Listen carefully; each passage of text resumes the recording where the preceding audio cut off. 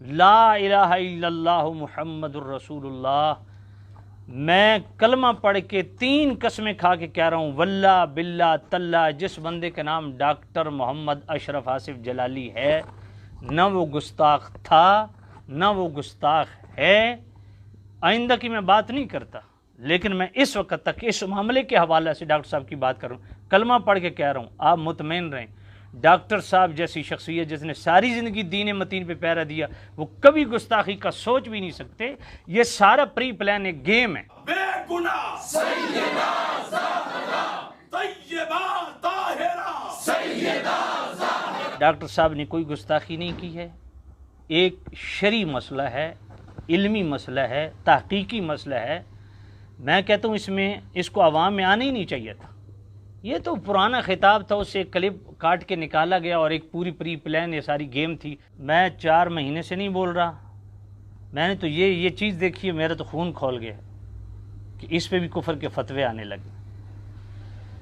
میں صرف ایک بات کرتا ہوں عوام کے اطمینان بخشی کے لیے۔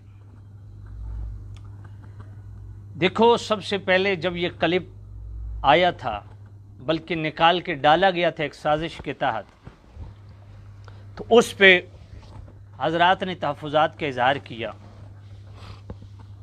اور ڈاکٹر صاحب سے وضاحت مانگی گئی کہ آپ نے مطلق لفظ خطا کہا ہے، تو یہ مطلق لفظ خطا کا انتساب سیدہ کی طرف جائز نہیں ہے۔ تو ڈاکٹر صاحب نے اس کی وضاحت دے دی کہ میری مراد ہی خطا اجتہادی ہے۔ تو میرا خیال ہے اس پہ حضرات کو خاموش ہو جانا چاہیے تھا۔ اب اس کے بعد ابتدان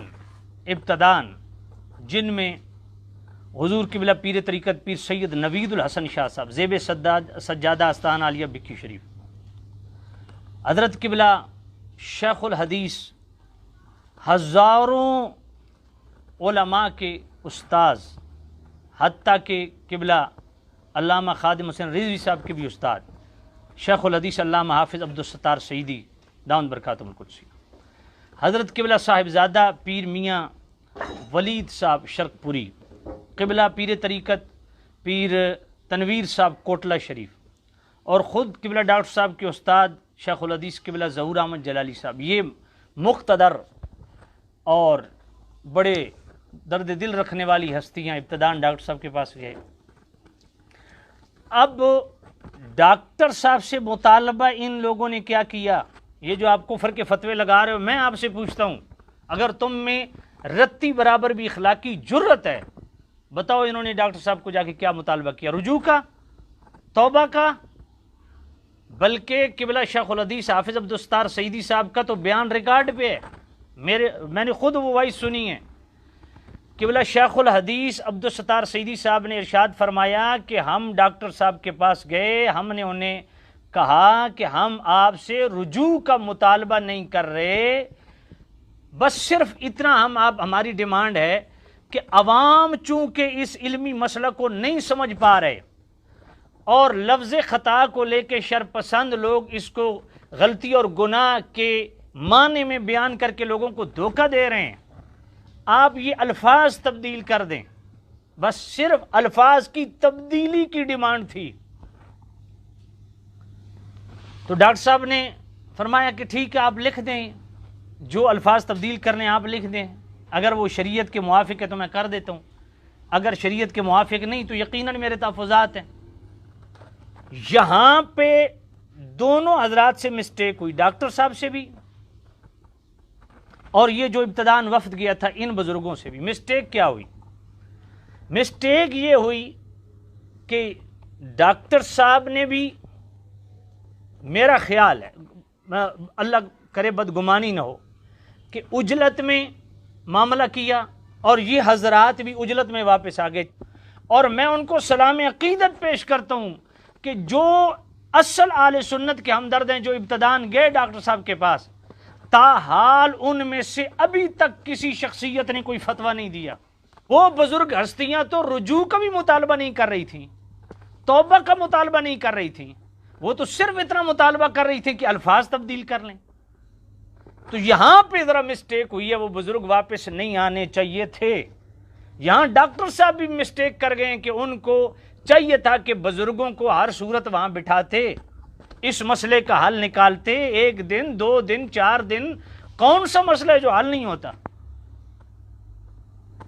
اب اگلی بات، ڈاکٹر صاحب نے فرمایا میری مراد ہی خطا اجتہادی ہے، تو آپ خواہ ایک عالم ربانی سے اتنی بدگمانی کیوں کر رہے ہیں؟ خدا کا خوف کریں یار، یہ ابتدائی معاملہ تھا، اس کو حل ہونا چاہیے تھا۔ اب کیا ہوا؟ انہوں نے کہا لفظ چینج کر دیں، پہلا مطلق خطا کے لفظ، اس کی وضاحت آ گئی کہ میری مراد ہی خطا اجتہادی ہے، تو آپ بدگمانی کیوں کر رہے ہیں بھائی؟ تیسرا اوپینین دیا کہ میں فتنے کو ختم کرنے کے لیے کہ مطلق لفظ خطا کا انتساب سیدہ کی طرف اگر کوئی پوچھے تو میں کہوں گا جائز نہیں کرنا چاہیے، ہرگز جائز نہیں، میں اس کی اجازت نہیں دیتا۔ اور خطا اجتہادی کا قول، اب دیکھیں ڈاکٹر صاحب نے یہ فتنے کو مٹانے کے لیے اتنا بڑا ڈیسیجن لیا، خطا اجتہادی کے حوالہ سے کہ باغ فدق کے حوالہ سے اگر کوئی یہ کہے گا تو میں اس کے جواب میں بھی کہوں گا بے گناہ بے خطا سیدہ زہرا۔ یہ نیک نیتی کے ساتھ انہوں نے ڈیسیجن لیا جو ان کے گلے پڑ گیا۔ پھر چوتھا ڈیسیجن آیا، جو ڈیسیجن سب سے پہلے آنا چاہیے تھا، جو بزرگوں کی ڈیمانڈ تھی، یہی وہ چیز اگر بزرگ بیٹھے رہتے، ڈاکٹر صاحب ان بزرگوں کو بٹھاتے اور بزرگ بھی جو ہے وہ اس میں اجرت سے کام نہ لیتے، بیٹھے رہتے کہ ہم نے مسئلہ حل کر کے اٹھنا ہے، تو میرا خیال ہے یہ جو چوتھا ڈاکٹر صاحب نے موقف دیا تھا، فائنل اوپینین دیا تھا، یہ اس وقت ہو گیا ہوتا تو یہ ویسے ہی فتنہ ختم ہو گیا ہوتا۔ وہ کیا تھا کہ ہم اس معاملے میں سیدنا صدیق اکبر کو غاصب اور ظالم بھی نہیں سمجھتے، غاصب اور ظالم کہنے کی بھی اجازت نہیں دیتے، اور سیدہ کو معصوم بھی نہیں سمجھتے۔ یہ وہ ڈیسیجن تھا جو ان بزرگوں کے ڈاکٹر صاحب کے پاس تشریف لے جانے پہ یہ چیز پہلے دن ہی آ جانی چاہیے تھی۔ یہ صرف 2-4 دنوں کا گیپ آیا، اور وہ بھی ڈاکٹر صاحب نے کہا کہ بزرگوں کی ڈیمانڈ تھی، میں یہ الفاظ چینج کر رہا ہوں اور یہ میرا حتمی موقف ہے، لیکن اس بندے کے اخلاص کو مذاق بنایا گیا۔ حافظ عبدالستار سیدی صاحب پہ فتویٰ لگاؤ، یہ جو حضرات گئے تھے ان پہ فتویٰ لگاؤ کہ تم نے رجوع کا مطالبہ کیوں نہیں کیا، تم نے گستاخی اس کو گستاخ کیوں نہیں کہا، تم نے توبہ کا مطالبہ کیوں نہیں کیا، تم صرف الفاظ کے چینجنگ کی بات کرو، سب کو کافر بنا دو۔ وہ محدث کبیر جن کے پاس عرفان شاہ صاحب بھی جن کے شاگرد ہیں، حضور صدر الشریعہ بدر الطریقہ کے صاحبزادہ جن کو جناب والا 50 سال ہو گئے حدیث پڑھاتے ہوئے، محدث کبیر، ان پر بھی کفر کا فتویٰ لگا دو۔ مفتی اسجد رضا خان صاحب، ان پہ بھی کفر کا فتویٰ لگا دو۔ حضرت قبلہ تاج الملت منانی میاں، ان پہ بھی کفر کا میں نام میرے پاس لسٹ ہے، کتنے ان میں سادات ہیں، کتنے جید علماء ہیں جو ڈاکٹر صاحب کی حمایت کر رہے ہیں، سب کو کافر کہہ دو۔ خدا کا خوف کرو، کس طرف سنیت کو لے کے جا رہے ہو؟